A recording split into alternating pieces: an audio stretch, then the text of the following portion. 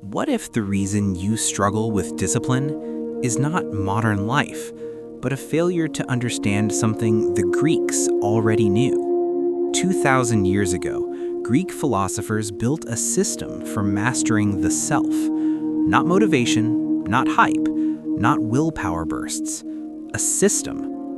And it began with a dangerous idea. You are not free if you cannot control yourself.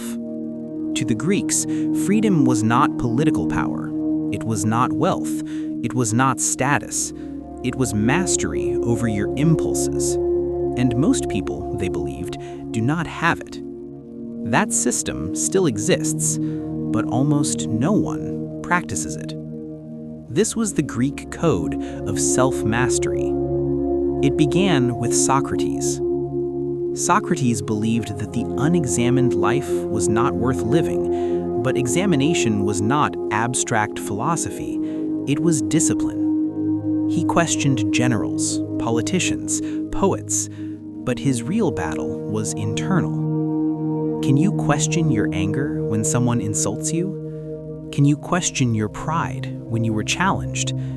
Can you pause before reacting? Socrates asked a question most people avoid.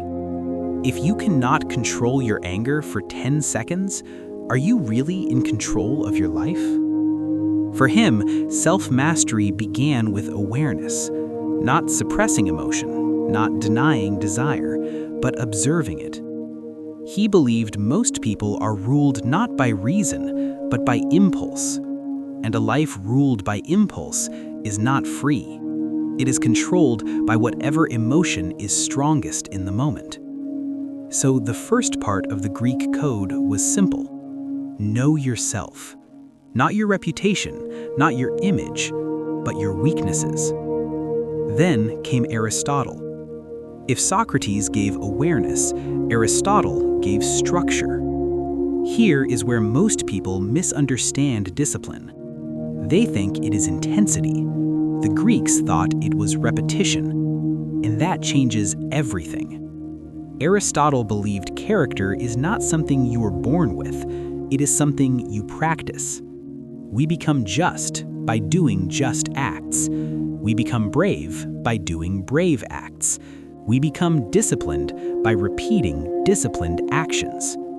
Virtue, he said, is a habit, not a feeling, not a personality trait, a habit. You are not what you intend to do. You are what you repeatedly do. To Aristotle, excellence was not dramatic.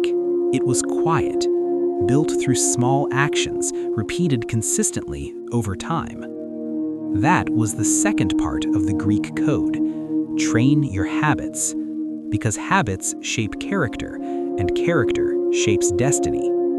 But awareness and habit are not enough, because life will eventually test you, and when it does, motivation disappears. This is where the Stoics enter the story. The Stoics believed comfort left unchecked makes the mind fragile, so they trained for hardship, not because they loved suffering, but because they refused to be ruled by fear. They wore simple clothes, they ate plain food, they sometimes slept on the ground. They practiced voluntary discomfort. If you can live with less, you fear less. And if you fear less, you are harder to control, harder to manipulate, harder to break. To them, strength was not loud, it was internal. You could take away their wealth, their status, their comfort, but you could not take away their discipline. That was the third part of the Greek code. Endure. Not endlessly, not foolishly, but intentionally. Awareness, habit, endurance. Socrates gave awareness. Aristotle gave habit. The Stoics gave resilience. Together, they formed a system. Self-mastery was not domination of others. It was the refusal to be dominated by your own impulses.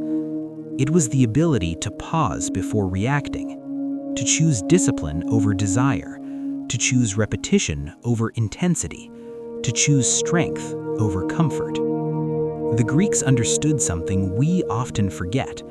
The greatest form of power is internal. And every day, whether you realize it or not, you are training something. Your phone trains distraction. Comfort trains weakness. Repetition trains identity. The Greeks understood this. Most of us forgot it. And that's why self-mastery feels rare. But it's not rare. It's practiced. Every action is practice. Every reaction is reinforcement. The question is not whether you are training. The question is, what are you training? Because whatever you repeat will shape who you become. That was the Greek code, and it still applies.